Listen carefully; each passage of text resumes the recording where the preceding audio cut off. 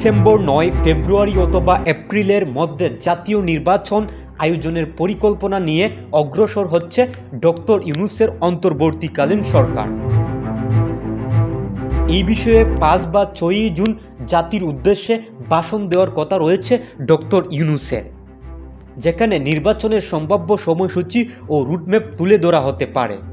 BNP দীর্ঘদিন ধরে ২০২৫ সালের ডিসেম্বর মধ্যেই নির্বাচন দাবি করে আসছে এবং জুন পর্যন্ত সময় দিয়ে রুটম্যাপের অপেক্ষায় রয়েছে।